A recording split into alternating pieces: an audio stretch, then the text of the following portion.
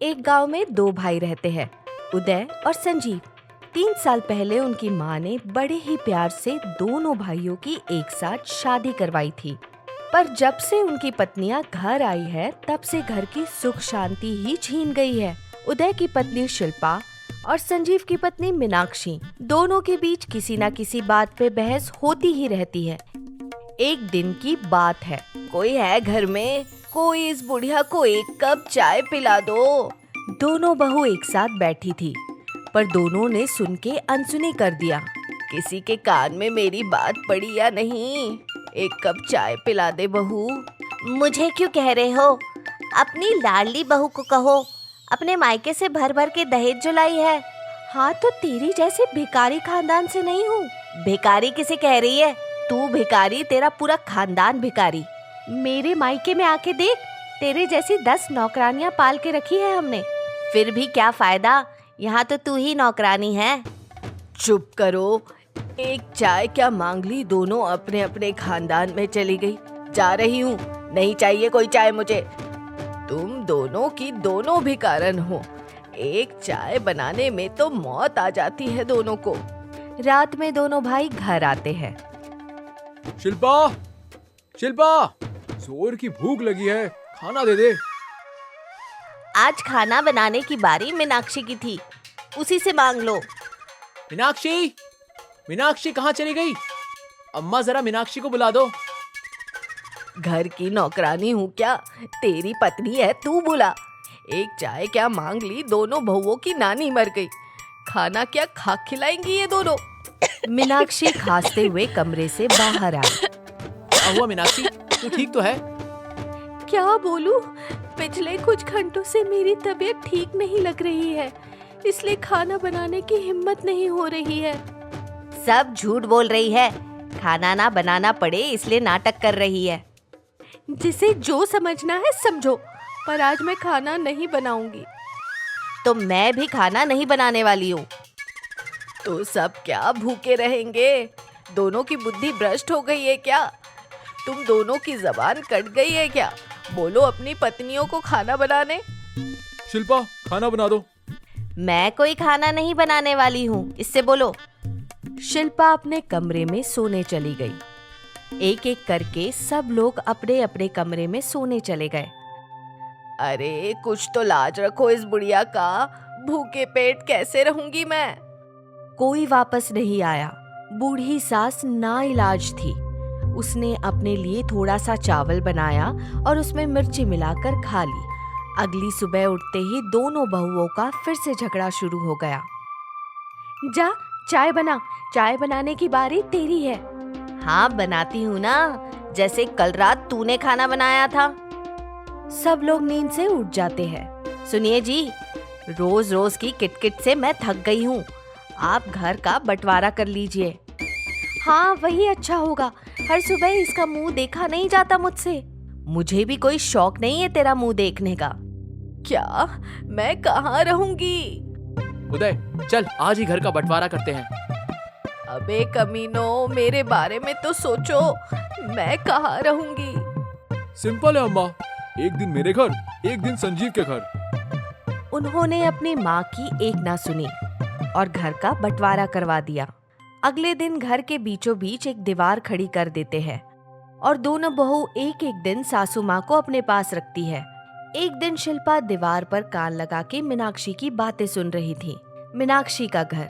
सुनिए जी, मैं सोच रही थी क्यों ना हम एक दिन के लिए मेरे मायके घुमाते हैं। पर आज तो अम्मा को हमें रखना है। इसलिए तो बोल रही हूँ, सासू माँ एक दिन और उस डायन के पास रह लेंगी। अच्छा, तो ये खिचड़ी पक रही थी, देख मैं क्या करती हूँ। सासू माँ शाम के समय बाहर घूमने निकली और जब घर आई तो दोनों घरों में ताला लगा था। दोनों अपने मायके चली गई थी। महादेव, एक कैसा दिन देखना पड़ रहा है। अपने ही घर के बाहर हूँ और घर में ताला है। कृपा करे महादेव। पूरी रात सासू माँ घर के बाहर चौखट पर बैठी रही। अगली सुबह दोनों भाई आए और अम्मा की ऐसी हालत देखकर अपनी अपनी पत्नियों को चिल्लाने लगे। शिल्पा, तेरी वजह से देख मेरी माँ की क्या हालत हो गई है, माफी मांग अम्मा से। मुझे माफ कर दो सासू माँ।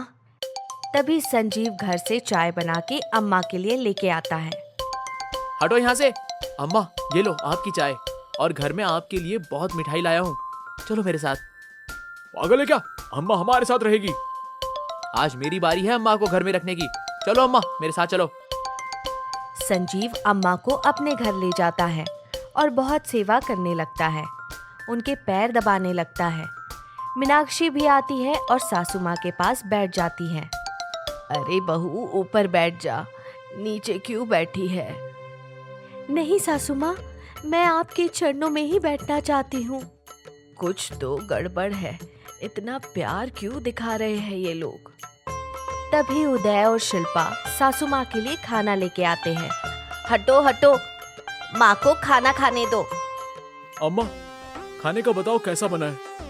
शिल्पा ने अपने हाथों से बनाया है। चारों मिलके अम्मा की बहुत सेवा करते हैं। तभी उदय ने बातों बातों में पूछा, अम्मा वो मंदिर के पीछे की जमीन की कागजात कहाँ हैं? क्यों, तुम्हें कागजात क्यों चाहिए? बस यूं ही। मैं बताता हूँ अम्मा, उस जमीन पे काम चालू होने वाला है और उस जमीन का दाम आसमान छू गया है। अच्छा, इसलिए इतनी खातिरदारी हो रही है मेरी? ऐसा कुछ नहीं है अम्मा, आप दादी माँ बनने वाली हो। लेकिन अम्मा, हमारे खर्चे बढ़ जाएंगे। आप तो जानती हो ना कि मैं इतना नहीं कमाता। वो जमीन मेरे नाम कर देती तो अच्छा होता। अच्छा, तो हमारी पत्नी बच्चा नहीं पैदा करेगी क्या? अम्मा, तो मेरे साथ मेरे घर में रहेगी बस। अरे अरे अरे अरे, सासू माँ हमारे घर हमारे साथ रहेंगी। नहीं, सासू माँ हमारे साथ ही रहेगी। दोनों बहू सासू माँ को अपनी अपनी तरफ खींच रहे थे। तुम दोनों जीते जी मुझे मार दोगे। मैं तुम दोनों के साथ रहूंगी। सबसे पहले ये दीवार गिरा दो। दोनों भाई दीवार गिरा देते हैं। देखो, मैं ज्यादा घुमा फिरा के नहीं बोलूंगी।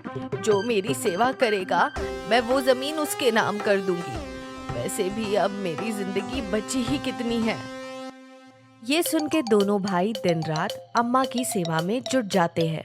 उदय हर दिन अम्मा के लिए नई नई साड़ी ला रहा है।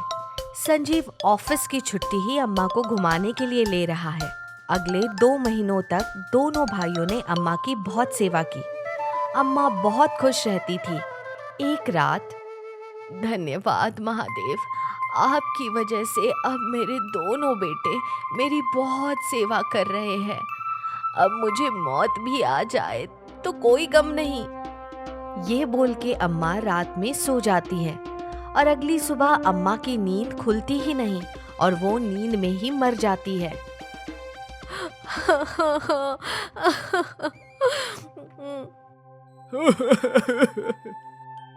दोनों बेटे बहुए फूट फूट कर रोते हैं। दोनों बेटे अम्मा का अंतिम संस्कार पूरा करते हैं और घर आके बैठ जाते हैं। अम्मा तो नहीं रही। समझदारी इस बात में है कि हम लोग जमीन आधी आधी बांट लें। हाँ, यही ठीक रहेगा। वो लोग यही सोच रहे थे, पर तभी गांव का मुखिया ये आके बताता है कि मंदिर के पास वाली जमीन का दाम घट गया। अब वहाँ कोई विकास नहीं होगा। ये सुनते ही उदय और संजीव ने अपना सर पकड़ लिया। शायद ये सब महादेव ने बूढ़ी अम्मा को कुछ महीनों की खुशियाँ दिलवाने के लिए ही किया था।